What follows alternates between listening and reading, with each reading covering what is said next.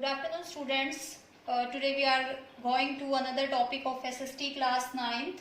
Students, previous video में जो topic ये अभी रिमेनिंग था उसी को कंप्लीट कर रहे हैं हम, farming in Palampur.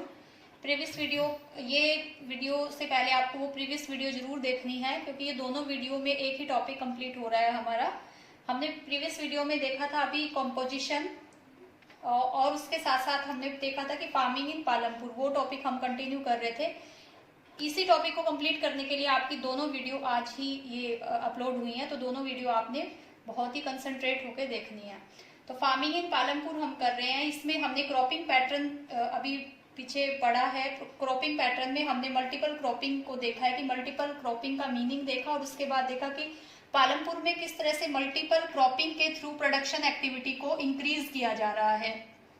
Multiple cropping के थ्रू हमने खारीफ क्रॉप देखी, राबी क्रॉप देखी और जो जायद क्रॉप्स है जो वो ग्रो कर रहे हैं वो सारा हमने देखा कि कैसे वीट का प्रोडक्शन होता है वहां पे, जो राबी क्रॉप है किस तरह से राइस का प्रोडक्शन होता है, जो एक खारीफ क्रॉप है इस तरह से कैसे जवार और बाजरा का प्रोडक्शन होता है. इसके अलावा शुगर केन और पोटैटो जो है वो उनकी अदर क्रॉप्स हैं जो हमने अभी प्रीवियस वीडियो में पढ़ा. उसके बाद फार्मिंग मेथड. अब क्वेश्चन क्या है हमारा, मेन क्वेश्चन यही है कि हम कैसे suggest the ways to grow more from the same piece of land, यानी हम कैसे ज्यादा ग्रो कर सकते हैं एक सेम पीस ऑफ लैंड से. उसी के अंदर हम ये पॉइंट्स क्लियर कर रहे हैं कि पालमपुर में एक फिक्स लैंड है और कैसे वो एक फिक्स लैंड से ज्यादा प्रोडक्शन क्रिएट कर रहे हैं. तो एक तो वो मल्टीपल क्रॉपिंग से कर रहे हैं, दूसरा क्या है हमारा फार्मिंग मेथड्स. अब फार्मिंग मेथड्स में हम पहले तो मेथड्स जानेंगे कि फार्मिंग के मेथड कौन कौन से होते हैं. अब फार्मिंग के अगर मेथड्स देखें तो मेनली टू टाइप्स होते हैं. एक तो ट्रेडिशनल मेथड ऑफ फार्मिंग होता है और एक मॉडर्न मेथड ऑफ फार्मिंग होता है. अब जो पालमपुर विलेज है वहां पे तो ऑब्वियस है कि वो मॉडर्न फार्मिंग मेथड को ही यूज कर रहे हैं. तो एक तो इनमें कंपैरिजन देख लेते हैं. देखो ट्रेडिशनल फार्मिंग मेथड में क्या होता है कि जो क्रॉप ग्रो की जाती है वो थ्रू बुलक्स, जो बुलक्स होते हैं यानी कि बैल, यानी जो प्लोइंग वर्क होता है वो बुलक्स के थ्रू होता है, जबकि मॉडर्न फार्मिंग में क्या होता है मशीनरी के थ्रू इस तरह का काम किया जाता है. इसके अलावा जो इरिगेशन वर्क होता है ट्रेडिशनल फार्मिंग में वो वेल्स के थ्रू यानी कुओं के थ्रू होता है, या पर्शियन व्हील होते थे उनके थ्रू इरिगेशन फैसिलिटीज को कंप्लीट किया जाता था. वुडन टूल्स का यूज किया जाता था और ऑर्गेनिक मैन्योर का यूज किया जाता था. एक तरह से जो खाद होती थी वो ऑर्गेनिक होती थी जिसको खुद घरों में ही बनाया जाता था थ्रू द वेस्टेज ऑफ जो एनिमल वेस्टेज होता था उसके थ्रू बनाया जाता था. इससे क्या होता था, जो प्रोडक्टिविटी होती थी वो सिर्फ इतनी होती थी कि सेल्फ कंजप्शन हो सके उससे, कि सिर्फ अपना गुजारा हो सके, यानी कि प्रोडक्टिविटी जो होती थी वो लो होती थी. हम इतना प्रोडक्शन नहीं गेन कर पाते थे कि उसको हम एज ए बिजनेस भी ले या अपने प्रोडक्शन एक्टिविटी को ज्यादा हम बढ़ा सके. ये रिजल्ट तो होता है ट्रेडिशनल मेथड ऑफ फार्मिंग का. अब मॉडर्न मेथड ऑफ फार्मिंग जो कि पालमपुर में यूज किया जा रहा है, ये सेकंड पॉइंट है हमारा. देखो वहां पे क्या किया जा रहा है, मॉडर्न मशीनरी का यूज किया जा रहा है. इलेक्ट्रिसिटी की वजह से जो इरिगेशन फैसिलिटीज है वो काफी इंक्रीज हुई है पालमपुर विलेज में. अब ट्यूबवेल्स का यूज किया जाता है वहां पर इरिगेशन फैसिलिटीज के लिए. इसके अलावा वहां पे किया जाता है HYV सीड्स, यानी कि जो अच्छी क्वालिटी के सीड्स है, high yielding varieties of seeds, इसकी फुल फॉर्म होती है. देखो हाई अच्छी क्वालिटी के सीड्स, यील्डिंग मीन्स क्या होता है कि जो क्रॉप एक तरह से जो प्रोडक्शन हाई प्रोडक्शन होता है. इसका अगर वन वर्ड में मैं इसका मीनिंग कहूं, जैसे कि crop produce on a given piece of land, यानी कि एक गिवन पीस ऑफ लैंड पे हम एक अच्छी उपज जो लेते हैं वो यील्डिंग होता है, एक तरह से यील्ड होता है. तो HYV सीड्स का यूज करके हमने अपनी प्रोडक्टिविटी को पालमपुर विलेज में काफी हद तक बढ़ाया उन्होंने, जिसकी वजह से वो मल्टीपल क्रॉपिंग करते हैं. उसके बाद पेस्टिसाइड्स का यूज किया गया है ताकि क्रॉप को जो इंसेक्ट्स होते हैं उनसे बचाया जा सके. इसके अलावा केमिकल फर्टिलाइजर, पहले क्या यहाँ पे क्या होता था, ट्रेडिशन में ऑर्गेनिक मैन्योर का यूज किया जाता था, लेकिन पालमपुर में अब क्या किया जाता है, केमिकल फर्टिलाइजर्स का यूज किया जाता है. उससे प्रोडक्शन एक्टिविटी को ज्यादा क्रिएट किया जा रहा है, प्रोडक्शन को ज्यादा बढ़ाया जा रहा है सेम पीस ऑफ लैंड में. उसके बाद जो मॉडर्न इंप्लीमेंट्स हैं, जो मॉडर्न टूल्स हैं उनका यूज किया जाता है खेती के लिए. तो इसकी वजह से क्या है पालमपुर में कि जो खेती है, एग्रीकल्चर जो है उसका प्रोडक्शन काफी हाई लेवल का हो गया है, उससे हाई प्रोडक्टिविटी जो होती है. मैंने जैसे प्रीवियस वीडियो में बताया था कि जो शुगर केन से जो जागरी बनाई जाती है उसको वो मार्केट में सेल करते हैं.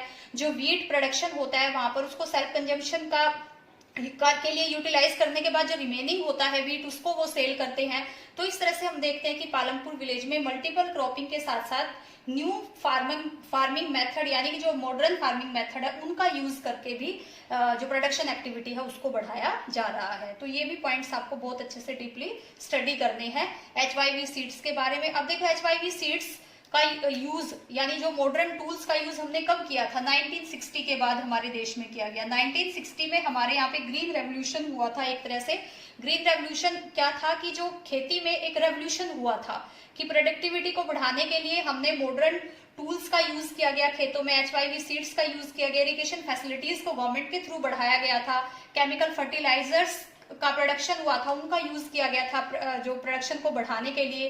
तो इस रेवोल्यूशन से क्या हुआ था कि बहुत सारे पार्ट्स जो है इंडिया के, मेनली जो नदर्न पार्ट है इंडिया का, वो काफी डेवलप हुआ था एग्रीकल्चर में। तो पालमपुर विलेज में सेम उसी चीज को फॉलो किया जा रहा है, मॉडर्न इंप्लीमेंट्स और टूल्स का यूज करके वहां पर हाई प्रोडक्शन को बढ़ाया जा रहा है। तो हम सेम पीस ऑफ लैंड में इन सारी चीजों का यूज करके भी प्रोडक्शन को बढ़ा सकते हैं। तो ये आपका टॉपिक यहाँ क्लियर हो गया ऑलमोस्ट। अब एक इसी से जुड़ा हुआ छोटा सा आपका टॉपिक है कि जो इलेक्ट्रिसिटी पालमपुर गांव में है उसकी क्या एडवांटेजेस हुई है वहां पे। जैसे इलेक्ट्रिसिटी स्प्रेड हुई है पालमपुर में, फैली है, इलेक्ट्रिसिटी बढ़ी है वहां पर, तो उसके क्या फायदा हुआ है पालमपुर को। देखो क्या क्या फायदा हुआ है। ऑब्वियस है जो इलेक्ट्रिसिटी है वो हर चीज में हेल्प कर रही है। किसमें हेल्प कर रही है, इरिगेशन सिस्टम को ट्रांसफॉर्म कर दिया है उसने एक तरह से, कि पहले जो पर्जियन व्हील्स होते थे उनके थ्रू इरिगेशन होती थी, कैनल्स के थ्रू इरिगेशन होती थी, तो उसमें बहुत टाइम लगता था। और इससे क्या होता था कि जो क्रॉप होती थी वो हम मल्टीपल क्रॉपिंग नहीं कर पाते थे उससे, जो ये मल्टीपल क्रॉपिंग अब हो रही है, क्योंकि या तो फिर आप वन क्रॉप ही ग्रो कर पाते थे उस चीज से। तो इरिगेशन सिस्टम में काफी इंप्रूवमेंट हुई है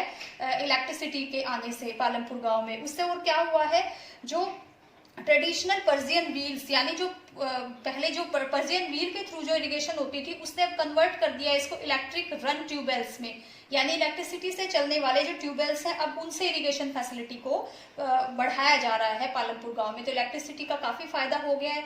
और इससे क्या हुआ है कि वॉल सोसाइटी जो है यानी पूरी सोसाइटी है पालमपुर की, वो शिफ्ट हो गई है डार्कनेस टू लाइट, यानी अब एक तरह से उजाला उनकी लाइफ में आ गया है। तो ये एक अलग से क्वेश्चन आ जाता है, कई बार 3 मार्क्स में, कई बार 1 मार्क्स में पूछ लेते हैं कि इलेक्ट्रिसिटी ने क्या हेल्प की है उनकी।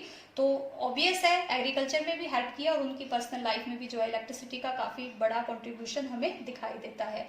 तो मैंने आपको पहले ही बताया कि विलेज पालमपुर के थ्रू हम इंडियन विलेजेस को स्टडी कर रहे हैं, वहाँ की प्रोडक्शन एक्टिविटी को स्टडी कर रहे हैं। तो हमने एक टॉपिक क्लियर कर लिया है इसका कि कैसे हम वन पीस लैंड पे यानी एक सेम पीस ऑफ लैंड पे हम प्रोडक्शन एक्टिविटी को किस तरीके से बढ़ा सकते हैं, मल्टीपल क्रॉपिंग के थ्रू, HYV सीड्स के थ्रू, मॉडर्न मशीनरी के थ्रू, इलेक्ट्रिसिटी के थ्रू, इरिगेशन फैसिलिटीज के थ्रू, केमिकल फर्टिलाइजर्स, पेस्टिसाइड्स और मॉडर्न इंप्लीमेंट्स का यूज करने से हम प्रोडक्शन को बढ़ा सकते हैं। तो नेक्स्ट टॉपिक आपका होगा इसी में। अब देखो इतना सारा एक जो सेम पीस ऑफ लैंड, एक फिक्स लैंड है, उस पर आप इतनी सारी चीजों का यूज कर रहे हो, तो ऑब्वियस है पॉजिटिव एस्पेक्ट के साथ साथ उसका नेगेटिव पार्ट भी हमारे सामने आएगा। तो क्या विल द लैंड सस्टेन, क्या जो लैंड आप इतना उस पे उसको यूज कर रहे हो, बार उस पे मल्टीपल क्रॉपिंग कर रहे हो, आप एक ही टाइम में 3-3 क्रॉप उससे गेन कर रहे हो, क्या वो लैंड सस्टेन रह सकती है, क्या उस लैंड को सस्टेन रखा जा सकता है, यानी उसको कैसे बना के रख सकते हैं हम, उसमें क्या कमियां आएंगी, क्या उसमें कमियां नहीं आएंगी, वो हमारा नेक्स्ट टॉपिक है। और हम पालमपुर से ही इस टॉपिक को रिलेट करेंगे कि पालमपुर में लैंड को सस्टेन कैसे किया जा रहा है, क्या वो लैंड सस्टेन हो रही है कि नहीं हो रही है। सो आई होप आपको दोनों वीडियोस अच्छी तरह समझ आ गई होंगी। और असाइनमेंट में प्रीवियस वीडियो में दे चुकी हूँ, 1 मार्क्स की 14 क्वेश्चन है। आपने सारे क्वेश्चन जो टॉपिक कराया उसी में से निकल रहे हैं, तो आपने सारे क्वेश्चन अपनी रफ नोटबुक में राइट करने हैं। और अगर आपको कुछ समझ नहीं आ रहा है, किसी वर्ड का मीनिंग या कुछ भी, तो आप कमेंट सेक्शन में राइट कर सकते हैं। Thank you so much.